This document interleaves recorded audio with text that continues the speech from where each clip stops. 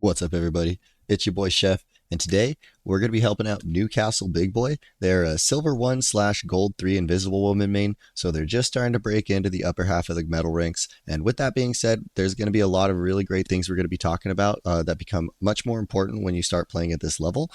Things like our aim and our mechanics, which we'll be touching a little bit on. Positioning is definitely something that's important, that becomes more important, that we're going to be talking a lot about as well. Both of those things I think this player does okay with, but I think there's definitely things that we can improve upon there. The number one thing, however, that I think we're going to be talking about today is ability usage, and more importantly, still ultimate usage, right? And when the best time to be using our cooldowns is, and when to be holding onto our cooldowns is, and how to be using our cooldowns. Okay. So with that being said, let's go ahead and get right into it. And before we start talking too much about the match, I did want to talk a little bit about Invisible Woman's abilities and what the optimal way to use them is. Invisible Woman is a really good character. However, her abilities are each pretty situational, and there's a lot of great situations to use them, but you can't just kind of throw them down and always get the same value. Depending on when when we use them is gonna determine how much we're going to be helping our team, and it can be a significant difference, right? So, for example, when we first start off the match here, we actually get a really great pull. We can see Star-Lord's a little deep here, and so we do a great job of pulling him in even deeper, pulling him more out of position, and he ends up getting killed off by the rest of our team pretty quickly, which is a really good play. There are other instances later on in the game where we kind of like push somebody away from us when it wasn't really necessary, or kind of just throw it into the fight without really thinking about how it's going to affect the fight. And I think there's better opportunities to be using those, or better opportunities to think a little bit more about how to use them before we use them, right? And we'll kind of point those out as we get to them. Next, I wanted to talk about Invisible Woman's shield a little bit. Now, this is another part of her kit that can be extremely valuable when used in the right opportunities, but it can also be next to useless if we're using it kind of on autopilot without thinking about how we're using it. Now, something to keep in mind is that the shield itself only has 600 health, so it can take a decent amount of damage, but it can't take that much damage, right? Especially because people are getting better and better at shooting it down as soon as they see it, right? The other thing to keep in mind is that it does a pretty solid amount of healing per second. I don't have the number right in front of me, but it can sustain a tank, or especially a squishy, pretty well if they're in a tight spot, right? And we do use it to heal our team, but I don't always know that we prioritize using it for heals, and it seems that we tend to kind of prioritize more just blocking damage in the moment. There are great opportunities to use it to block damage, but something to remember is that you're not a tank. Your primary job isn't to block damage unless it's going to save somebody's life in that exact moment. If the same effect can just be done by continuing to heal them, then you should just continue to heal them, right? If it's something like an Iron Man ult or a Strange ult that's going to stun them or probably lead to your teammate dying, then throwing that shield will save their life, and then it's a great use of letting your shield break, right? Otherwise, you want to be trying to have your shield uptime be as high as possible, because that means you're going to be outputting more healing, right? So I'll point out kind of a couple different instances, but you see right here, like we throw it, this is actually decent. We throw it on the corner and let Thing take with it, but then we kind of throw it a little bit deeper into the fight and it gets shattered like almost immediately. And we can throw our shield out infinitely as long as it has health. But as soon as it breaks, it gets put on that 6-second cooldown, and that's 6 seconds that you're doing less healing per second, right? In an instance like this, I would probably throw it more maybe at our Moon Knight, or maybe even our Star-Lord right in front of us, to allow them to peek a little bit more aggressively and not risk getting headshotted or burned down before they can react. Whereas throwing it like deeper into the fight right here is just going to get it killed quicker. Okay, and so that leaves two abilities left, our shift and our double jump, right? Our shift, I think we're mostly pretty good about using. Sometimes we kind of throw it out without thinking, but usually we do a good job of throwing it down on the choke, using it to disrupt whoever's peeking aggressively or trying to push aggressively. And there's some instances in which we can get even more value out of it that we'll talk about down the line. But for the most part, I think that's one of the abilities we're better about using. Lastly, I wanted to talk about our double jump, because that's another one where I don't think we always use it to its biggest potential, right? Our double jump is our escape, our get out of jail free card, our oh shit button, right? We should always be using that to save our own life when things get a little bit choppy or a little bit dicey and we need to back up and, play the self-preservation game a little bit. A lot of times I think we just kind of use it when we get scared and we quickly kind of get spooked into double tapping our space bar. And that's the kind of stuff we want to avoid. It's very easy to as Invisible Woman. Trust me, I know I've done it before. But that is really our ace up our sleeve a little bit to help us stay alive more than anybody, more consistently than other supports can. And I'll, of course, kind of point out instances when we could have used that as well. But for now, I think we're doing an okay job. We're healing down and we're just making sure everyone stays alive. But one other thing, now this is where I did want to start talking about positioning. Because one thing I notice you tend to do is you start to transform over the course of a fight from a support into a tank or a DPS, right? And so you started off back there making sure you can see everybody. Now you have 1, 2, 3 people behind you. You do kind of back up a little bit, but we eventually end up kind of continuing to let ourselves drift forward without actually keeping the rest of the team in front of us. Now you'll see you start to kind of drift forward over time, right? And we're just kind of creeping forward. We're chasing our Star-Lord and our Thing. And granted, they do get in a little bit of trouble and you do end up saving your Star-Lord here, which is great. But we also have to be aware of the fact that 3 of our teammates are kind of out of our line of sight.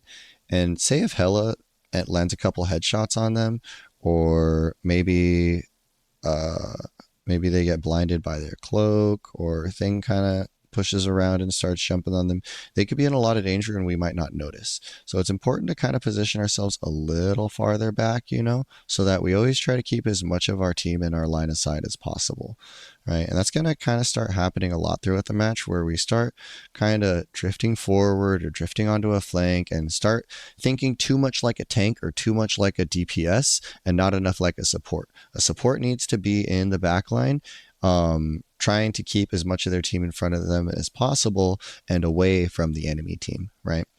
So this is what we do. We do a decent job here of that. But I wanted to talk about it now so that I can point it out more later. See, because right here, this is again, we start tanking a little bit of an aggressive flank. This is a position a DPS would take. This is a great position for you when your team has already taken the point. But right now, you have 5 teammates behind you taking damage, and you're focused on shooting the enemy team, right? The orb is good. It's good that we threw it on a Loki clone, or that might actually be Loki. But it's good that we threw it on Loki and Star-Lord. It's going to force them to move away or not play the aggressive angle. But right after we throw that, we should be running back to help our team, because we kind of stay here and play DPS for a little too long, and we eventually end up going back to our team. But again, that whole time they were having to play passively because you were playing aggressively up here. I think a lot of people get caught up in the mentality of, oh, well, why isn't my team pushing up? The reason your team isn't pushing up is because they're not getting the proper support from you, right? If you rewind by like 10 seconds or so, you'll see that Thing was low. Star-Lord was hurting a lot, and yeah, Rocket was keeping him up, but they didn't have the sustain necessary to really push into the fight. But yeah, we do eventually come back and help our team, which is good. But again, we're gonna now, even right now, only Thing is in front of us. Any one of our teammates behind us could get killed and we wouldn't even realize it. And then we only kind of end up drifting further forward, right? We're walking forward, we're staring at Thing, and yeah, it's important to keep Thing up, but also we have, let's look behind us again. We have everybody that's hiding back here because they can't walk through the cloak out with ult without taking too much damage, right? You have more than just the tank as your responsibility as a healer, right? A lot of healers tend to get hyper focused on the tank because they're the big target and they take the most damage, so you need to do the most healing to them. But the rest, your DPS have a much easier time playing aggressive angles when they have pocket healers as well, as I'm sure you know. Now, here is our first ulti, where we can start talking about our ulti, right? I think we got a little too caught up in the fight, and realistically, no one really, that ulti wasn't really necessary. No one was really low, and no one was really in danger of dying, right? Let's rewind that just by a few seconds so we can kind of see, right? Maybe the idea is that we're trying to initiate a fight, which is fine, but really with support ultis, you can't have that mentality because it's always going to come back to bite you later on in the fight.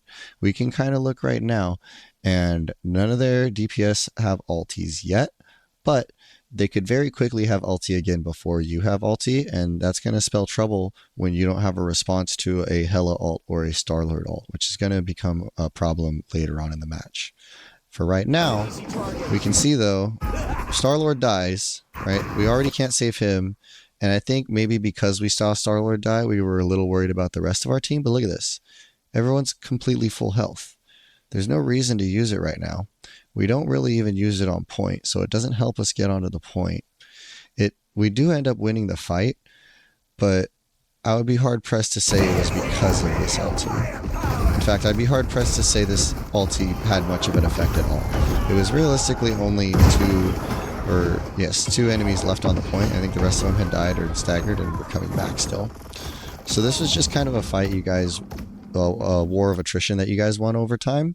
But we ended up overcommitting ultis, or you ended up overcommitting your ulti because either we got a little too excited or we weren't really fully aware of what was going on with the rest of our team. Alright, this is again, we're playing a little bit aggressively, which is not such a bad thing here because we know we already capped point.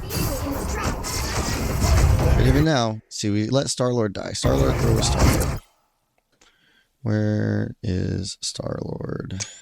Okay, sorry. I wanted to rewatch it just to make sure I had it all right. But yeah, this is kind of an instance, not necessarily of positioning, but it's just kind of misreading the flow of the fight a little bit, right? While the rest of our team is standing on here capping, and really you should probably be one of the ones standing on here capping, but it's okay that you pushed up with Punisher to make sure that he didn't die. But this is already kind of aggressive positioning for us. And what happens is we back off right as the rest of our team starts to engage, right? So our thing goes in, we keep him up a little bit, and then we just kind of back off right as our Star-Lord goes in. And this is one of those instances where it's easy to blame our teammate because yes, Star-Lord does go in too deep and gets himself killed. But if we ourselves would have been playing in a better position, then we probably would have been able to help him a little bit more. At this point, you don't need to be standing on the cart. In case you don't know this, the spider's automatically going to walk through the door no matter what, right? Unless they jump on it and contest it, which they're not going to because, you know, it's going to be suicide to try to jump on it at this point. It's going to move through the gate at the same speed no matter what, whether there's people standing on it or not. So it doesn't matter if you're standing here. And now is when we want to start trying to push up with our team a little bit. We should probably be standing maybe somewhere right here or even better right here so that we have more of a sightline of our team as well as being able to maybe do a little bit of damage on some enemies, right? But instead we kind of just hang out on payload for a little bit, and Star-Lord ends up dying while we're sleeping on the job, so to speak, right? Now, I wouldn't say that is your fault. Like I said, Star-Lord probably got a little too aggressive there and played out of position. But especially in ranks like this, being able to change those bad plays into, you know, neutral plays or even good plays are how you end up winning games at this rank. Being able to turn the tables and take what should be easy deaths into big saves and or big ultimates into easy kills or nullifying big ultimates. That's the way we're going to win games at this rank. Anyway, so that's another example of a push that kind of wasn't really doing anything. A thing I didn't mention about the push-pull earlier, generally speaking, and again, it's going to depend a lot on, you know, where you are, where your opponents are, where your team is. But generally speaking, I think of the pull as the more aggressive option and the push as the more defensive option, right? So we push here, and I'm not sure what, other than like pushing the thing a little bit away from the rest of our team, which keep in mind, the thing can't be displaced or booped. So pushing him is purposeless anyway, because you're not going to move him. But even if we could, pulling him would be much more valuable than pushing him in this instance, because then we'd be pulling him away from his other tank, away from his heals a little bit, and into our enemy team, our tank and DPS, where he's going to be in more trouble in that position than our team is. It's risky because there are instances where pulling them into your team is a bad thing because you're just going to get them killed quicker. But I think in this instance, especially with Thing, who has to use a cooldown to get himself out of a fight, he's probably going to end up having to burn an E to back up because he's not going to be able to walk back without taking too much damage, right? But just little things like that, putting a little bit more thought into our pushes and pulls and our other cooldowns is how we're going to end up getting a lot more value out of them. And like I said before, turn the tides on those 50-50 plays and being able to make the difference on a lot of these fights.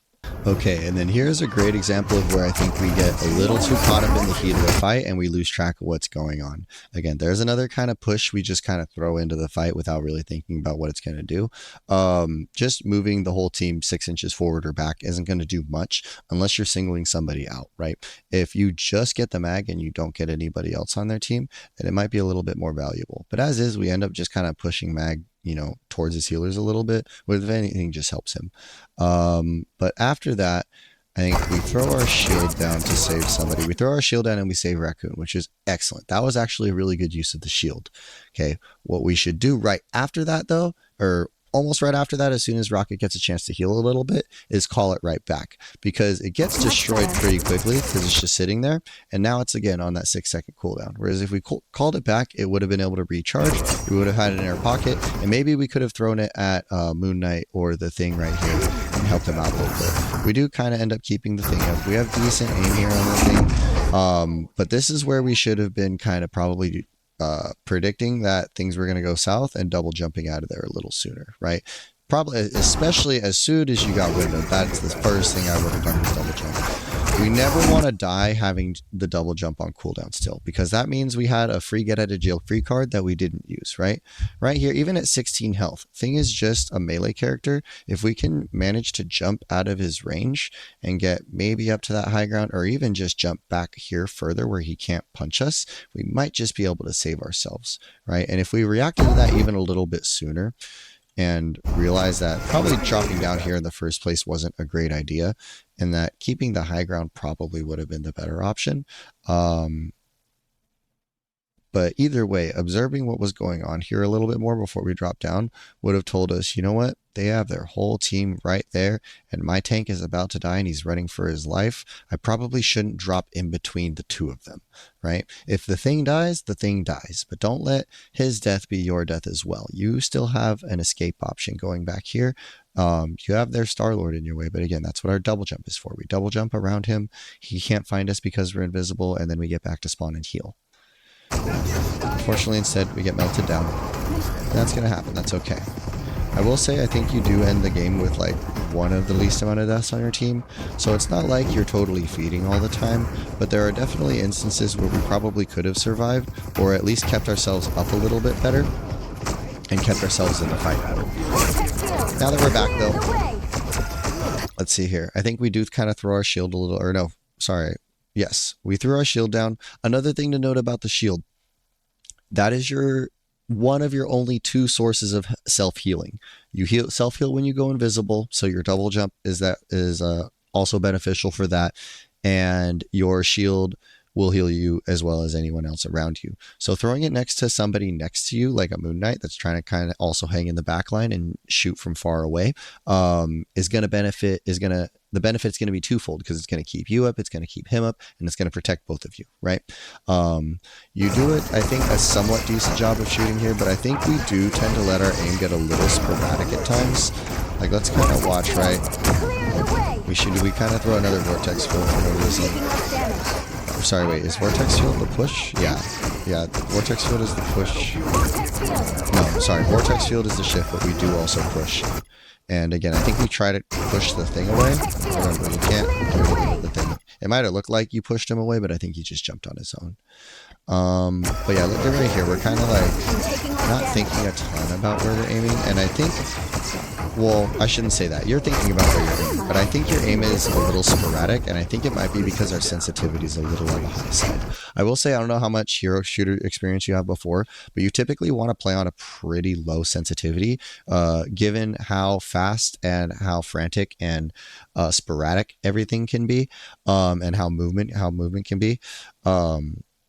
And so it becomes much easier to track somebody when your mouse isn't moving a mile a minute, right? When you can move your mouse slowly, and especially because a lot of these are large projectiles that you're shooting with a lot of these characters. So you don't need to be pinpoint accurate. And so you don't need to be flicking exactly to where you need to be all the time. Okay. If you just drag your mouse over, it's not going to be a big time difference, and you're going to be much more accurate with your aim in general, and just kind of being able to control where you're aiming in general a little better. Because right now we're just holding down mouse and flipping our mouse around, holding down that mouse button and holding our mouse around and hoping for the best.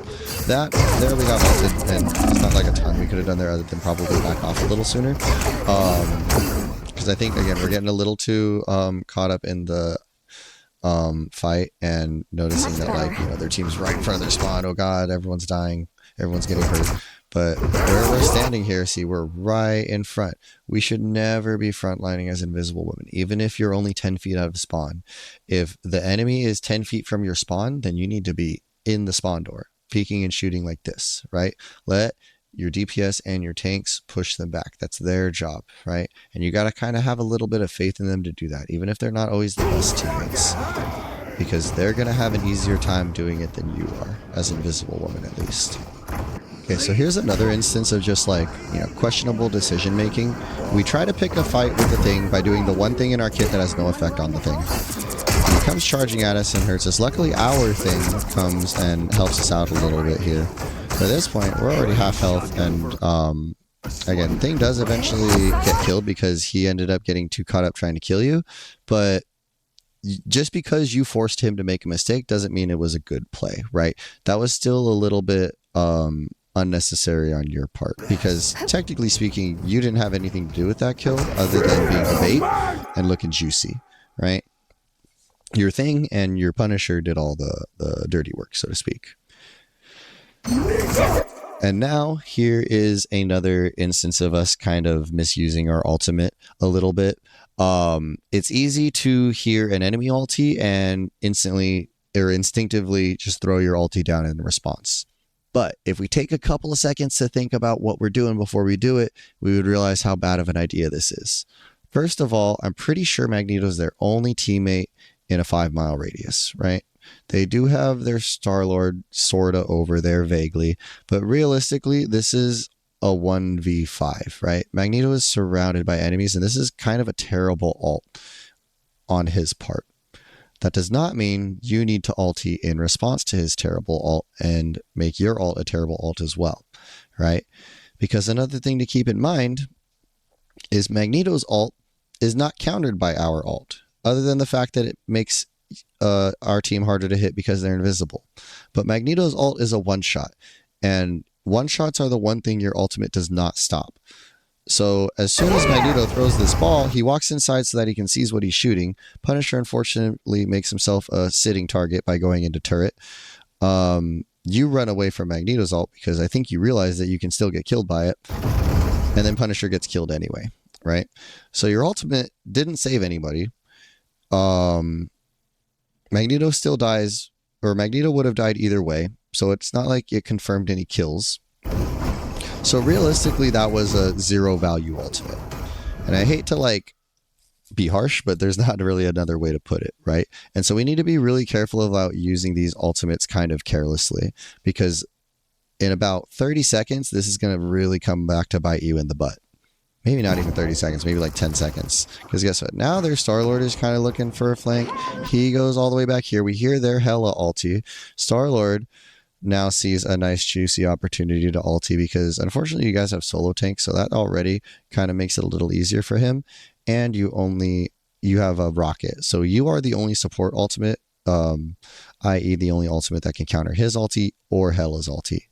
So you already have a little bit of a tough decision between their two ultimates and knowing which of their ultimates to counter.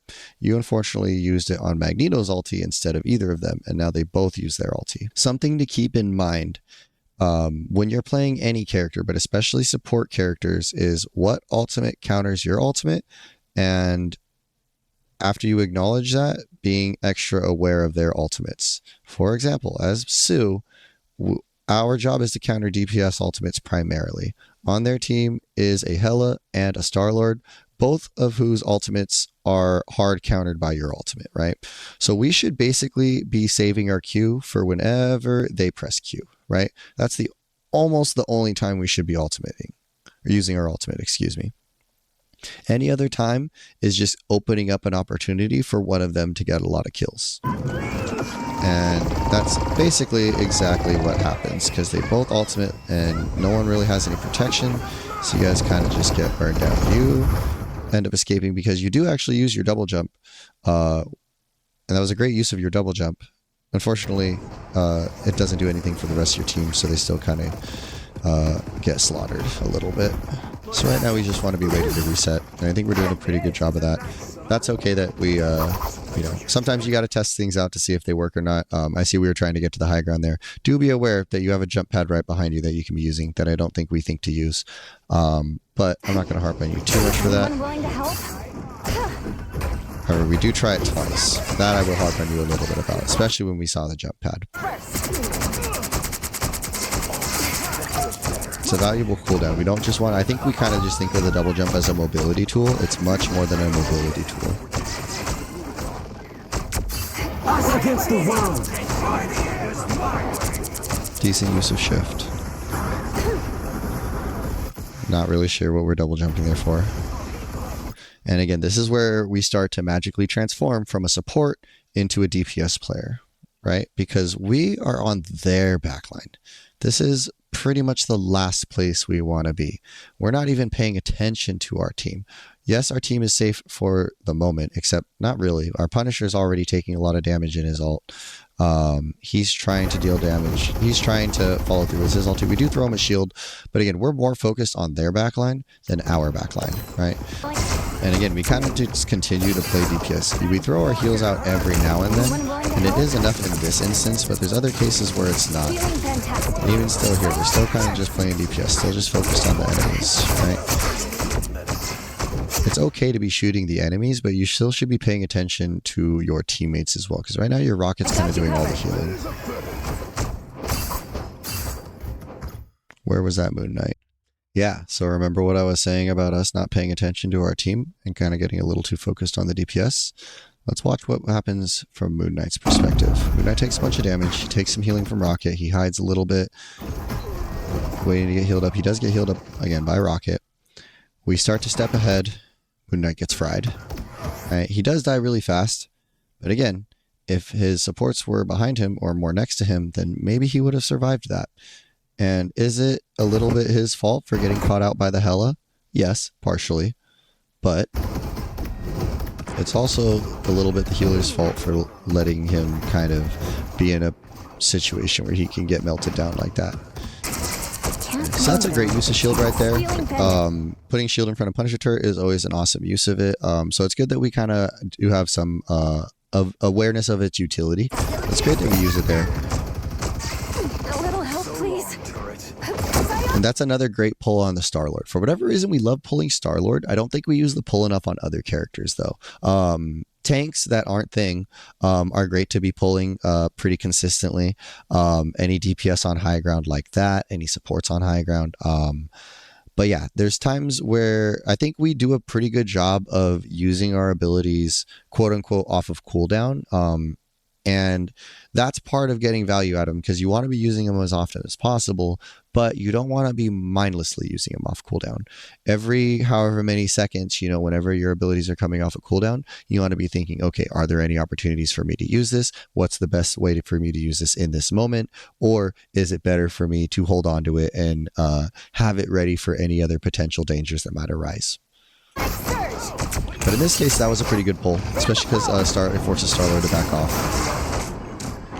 here we're playing pretty good positioning actually. So again, like I know we do know how to position ourselves as a support, because a lot of the times we do it pretty well.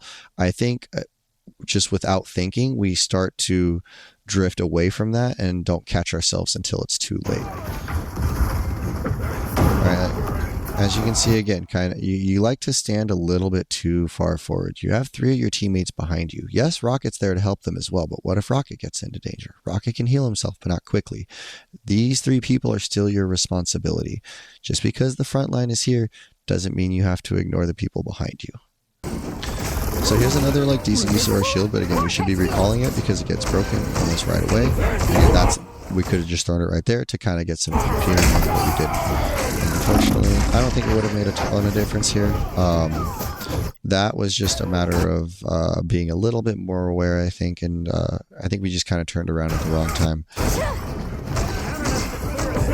And again, I think positioning-wise too, we were kind of in front of things when we should have been behind things, right? If we kind of turn around here, we can see you're at the front of this thing. There's way too often where we are the first person in this line of ultimate. Fantastic. Right? We back off a little bit and we're not the first person hit, but hopefully you catch my drift, right?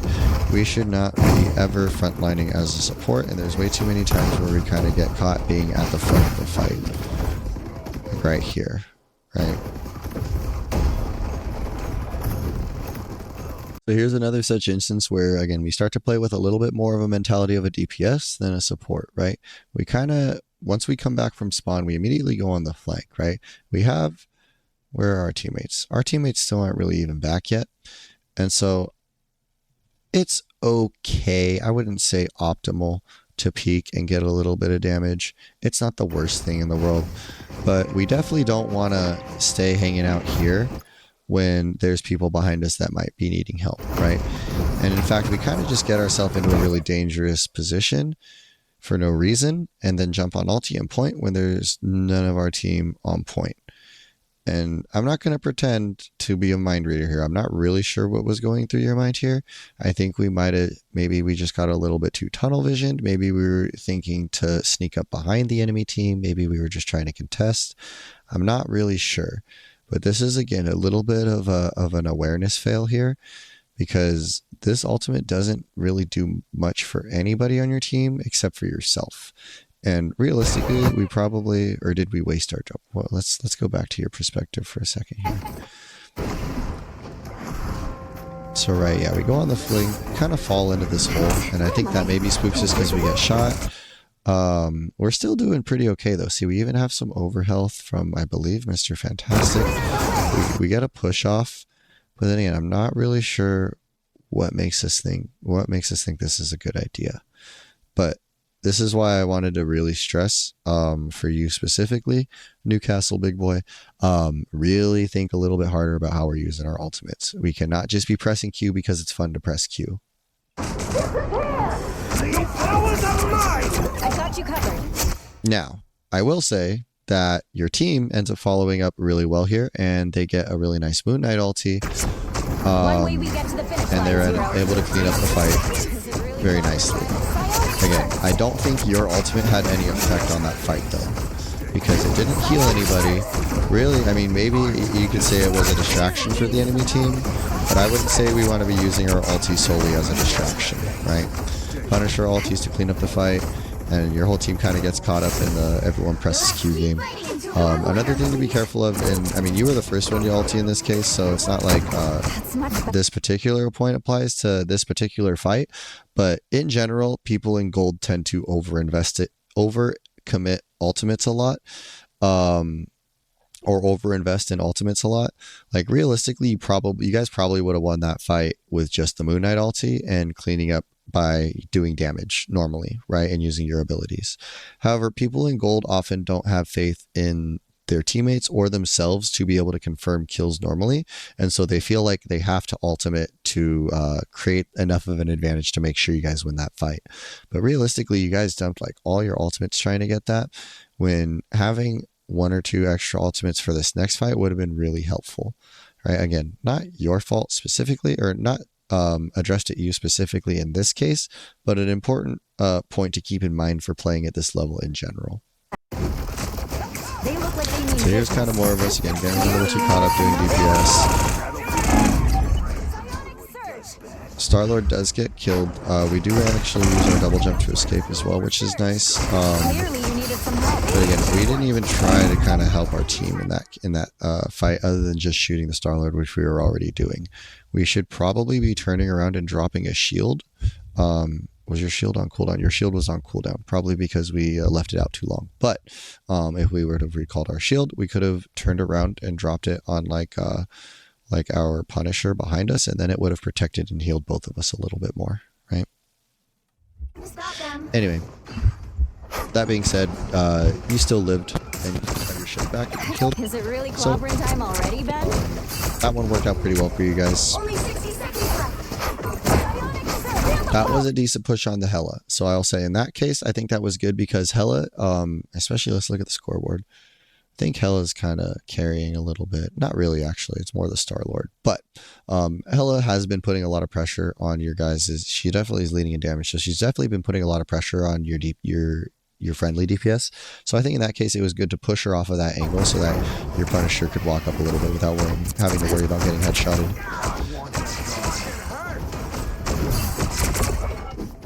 This is again, we're healing the thing, which is good, but we're starting to walk up a little bit too much and not pay attention to the people behind us again.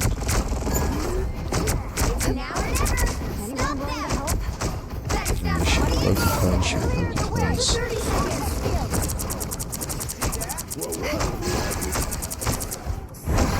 So the whole time someone was starting.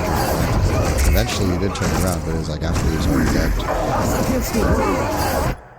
Okay, so you do a great job of avoiding with the spacebar there. That was actually a really good use of your double jump, right? I want to see stuff like that more often.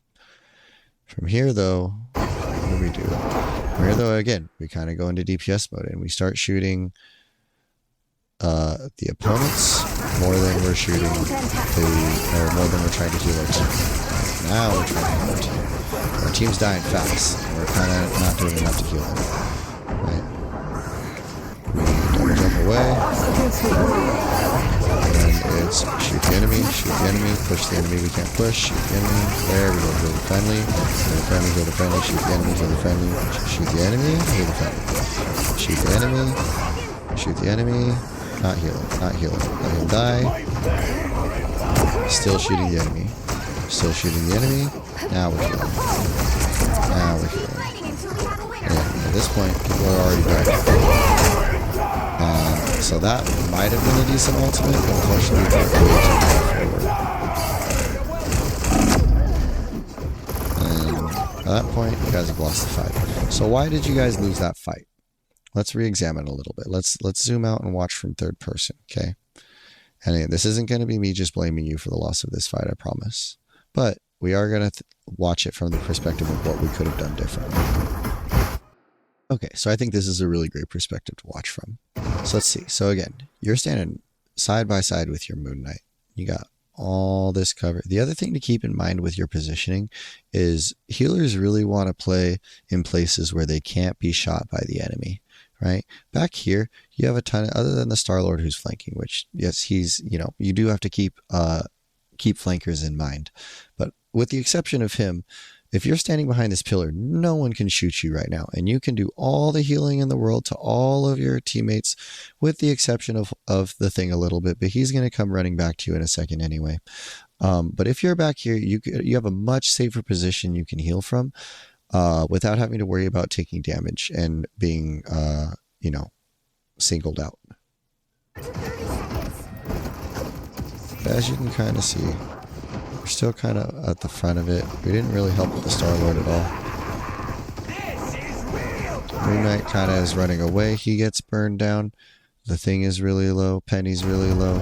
You do end up saving the Penny, which is good. Punisher, again, gets melted down.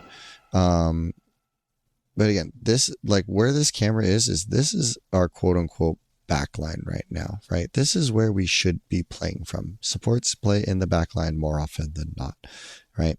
And right now we are very much in the front line. Where are we? You're all the way over there, right? The fight, in fact, has kind of flipped because there was no backline and the front line became the backline. Final 10 seconds. Right? And this whole time we're jumping around, we're running for our own life because we're taking all this damage, because we're in such a vulnerable position. Meanwhile, a bunch of other people around us are dying because we're not in a position to heal them. Right? We kind of let let our Moon Knight die again because we're not even paying attention to him until it's too late. When we start shooting the cloak, we almost let Rocket die. Luckily, Rocket can heal himself. Now we're in the backline though.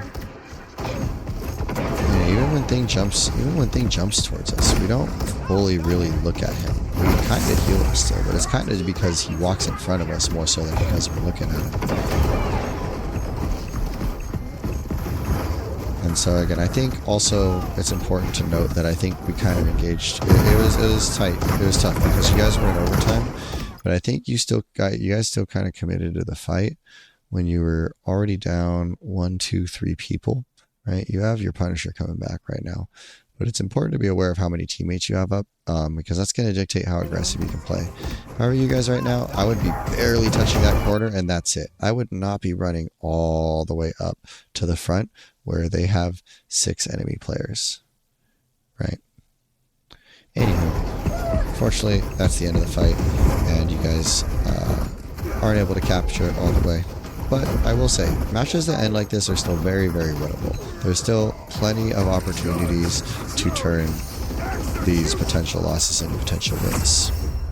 Alright, so now we're on defense, and we'll talk about positioning right off the bat, and then I won't reiterate it too much, although I probably will a couple times. But for the most part, as Invisible Woman, I would say you want to be holding either somewhere on this high ground here, somewhere behind here if your team is pressed forward, or somewhere back here if your team is pressed back, depending on where your team is holding out, right? You have your Punisher right here, your Rocket right here, and in general, there's a lot of good things this high ground provides. They do have their Hela on the other team hitting shots, so that is something to be careful of, in which case, if she does hit us, that's when we can drop down to the low ground and play here behind the payload and use that as natural cover. But as it stands, we play most of this opening fight right here behind this pillar, or as I mentioned earlier, right here, which is a good spot sometimes, but it's a good spot when the front line is up here, right? Once the enemy team has pushed through here, we want to back up from this spot because it's a little too close for comfort, and that's when we want to start playing back in that corner over there. Anywho, I just wanted to give that initial positioning rundown of this opening point so that we kind of have an idea and I don't have to keep re-explaining myself.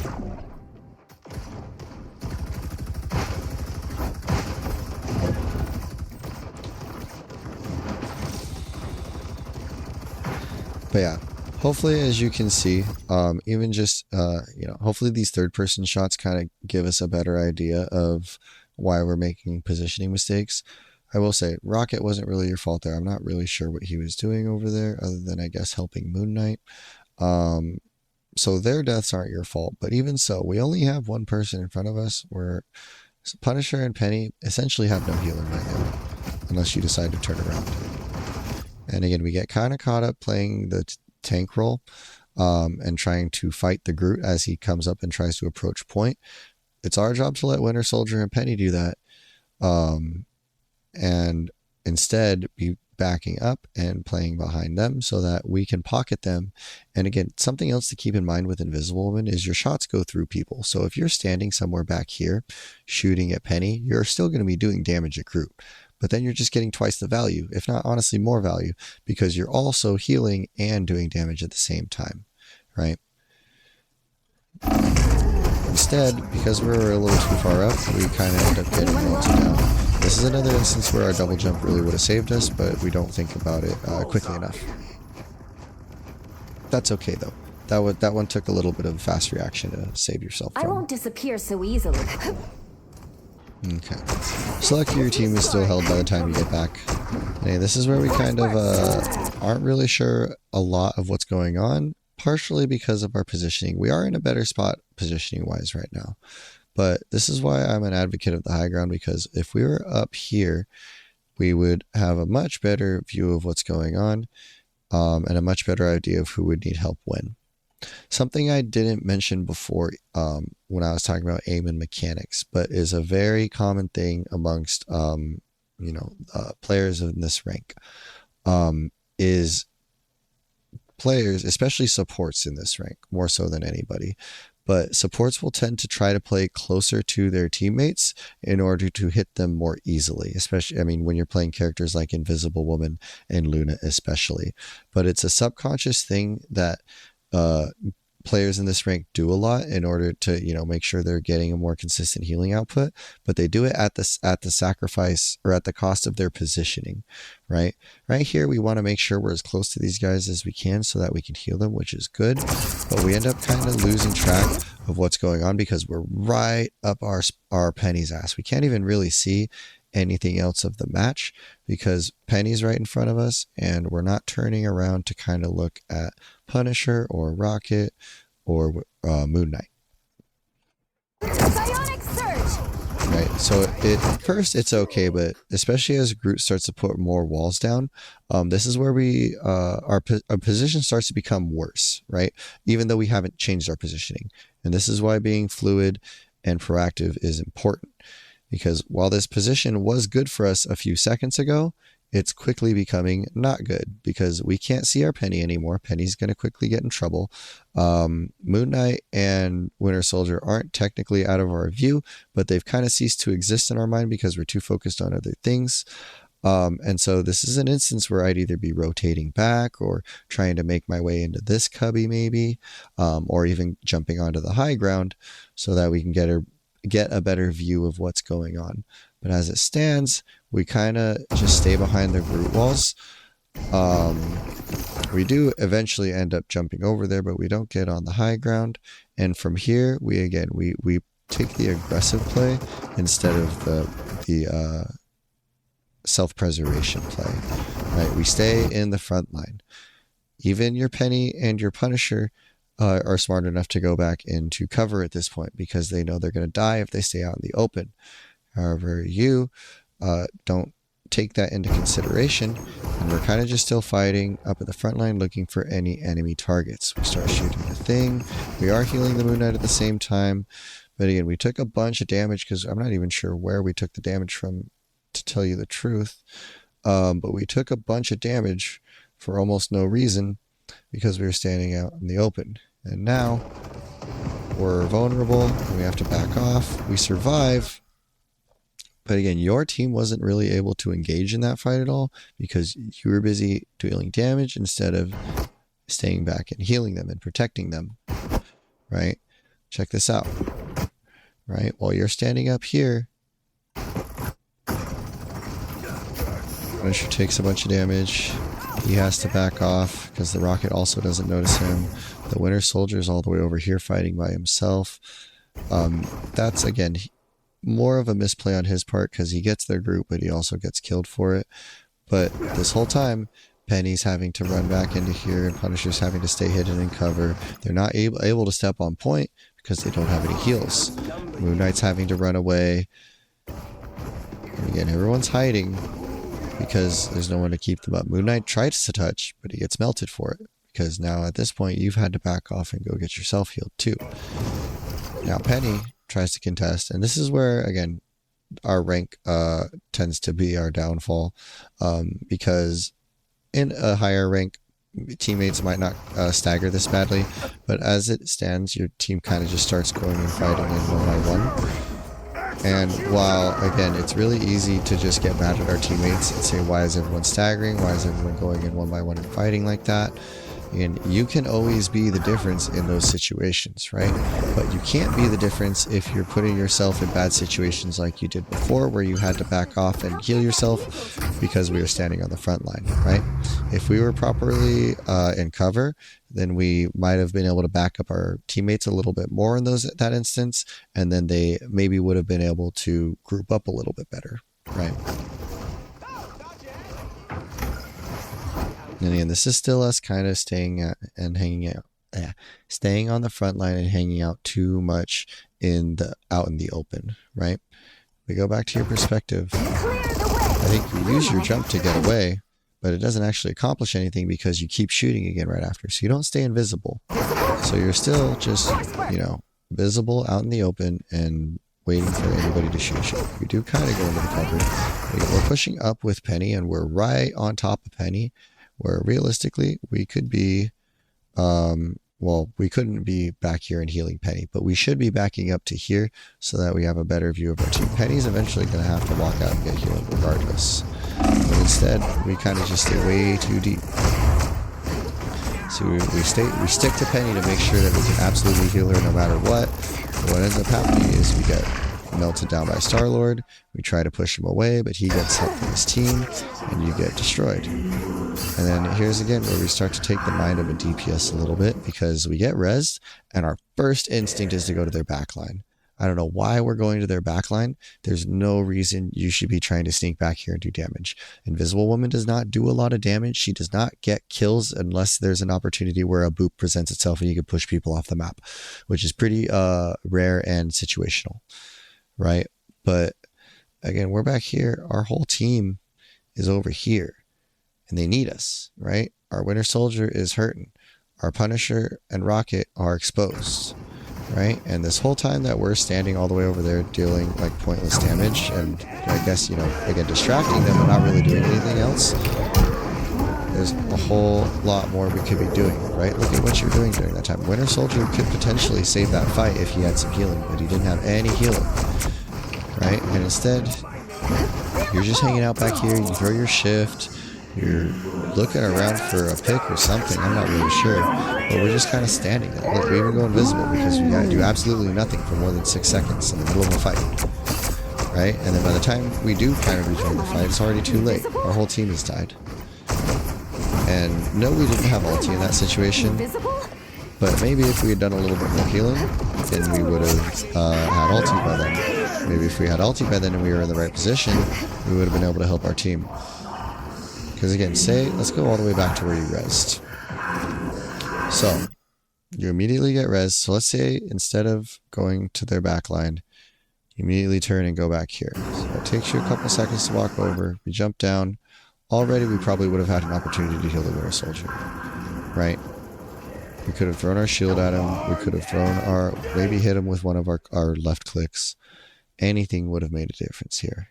Because he actually does a really good job of surviving in spite of being attacked by the entire team. And again, maybe an ill-advised ulti, maybe it was a little bit of an overcommitment or him just trying to stay alive. He doesn't end up getting any kills with it. But even then, like, there was still a lot of time there where he could have been healed. And if you were back here this whole time, you definitely could have helped him. And then even if you couldn't have helped him, look at this. We also have our Moon Knight and our Punisher, who go from 100 to 0 pretty darn quickly because of the Hela ulti. Whereas again, even if we couldn't have completely saved them if we didn't have ulti, we could have given them a little bit of healing and maybe helped them find cover. But instead, we got almost no value out of our life, or no value out of that entire fight, because we tried to dive instead of, or sorry, try to flank instead of go back to our team. Where's the rest of your team?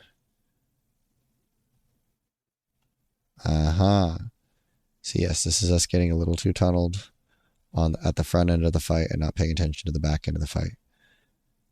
Realistically, we didn't really shield any of our team with this ult. We shielded Penny and ourselves, which is great, but everyone else gets completely burned down. Except for Punisher is able to, well, Punisher walks back out of it, but Punisher's able to make it to safety. The rest of your team kind of just gets burned down. Now, let's go back there for a second. Let's see if we can make things a little differently there. So again, we have to remember that our team is still coming back because they already all died while we were hanging out in this top room right now. So this is kind of one of those trolley situations where, you know, sacrifice the one to save the many, right? I think is what we had to do. I mean, ideally we could have been a little bit better with our cooldowns and saved Penny, but actually Penny ulted herself, so she probably wouldn't have even died if you had just continued to heal her, right? And our ultimate could have gone back there to protect our team. But again, that's all like some pretty split-second decision making, so I don't expect you to be perfect there, but the whole point of these VOD reviews is to go back, you know, and with the benefit of hindsight, break it down and see how we could have played better, how we could have made those decisions better, and hopefully that influences future decisions. What am I? Invisible? So even now, we're still standing on the high ground. This is pretty much your enemy's territory at this point, right? Hela goes up there, Cloak goes up there. They have more control of this area than your team does. Your team is all the way back there.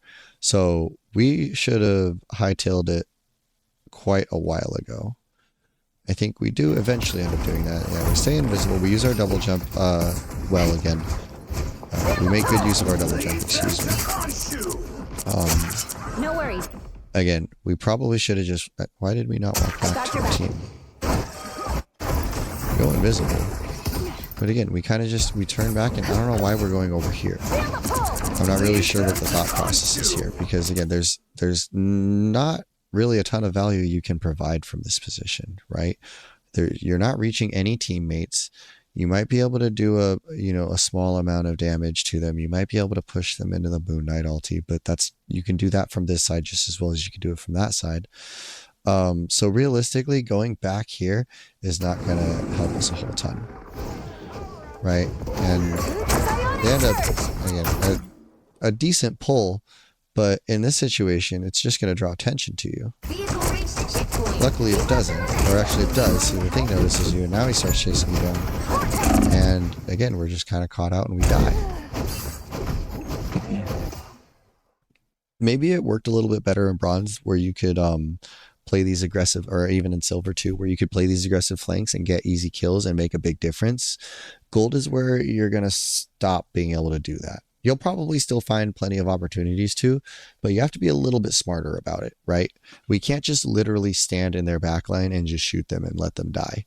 They're gonna respond. They're gonna say, hey, wait a minute, that's a really vulnerable healer standing completely by themselves, surrounded by enemies. Let's kill her. And that's exactly what they did. Again, the Groot wasn't really aware enough to notice. So you're one for two, but the thing turned around immediately and just demolished you, right? All because we decided to go back into this room right here rather than rejoin our team. So again, positioning wise, we sometimes make good decisions, right? We know things like high ground is good. We know things like flanks are good, but we're not necessarily applying that knowledge appropriate or properly. We're not backlining when we're supposed to. We're not playing the hard cover when we're supposed to, right?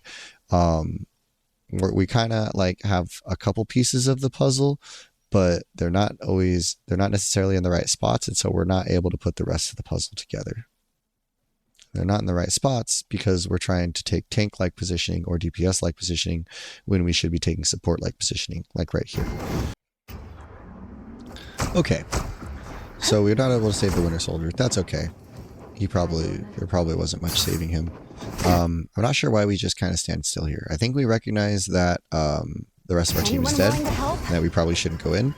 But we probably should have started walking back as soon as we realized that. It's okay though, it's not the biggest deal.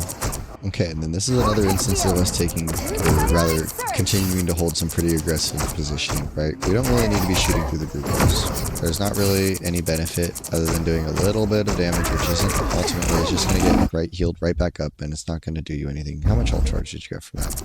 Like 3%? 3% ult charge from that. Almost die. You have to flee over to here. You do get a health back, and you play it pretty well. You do.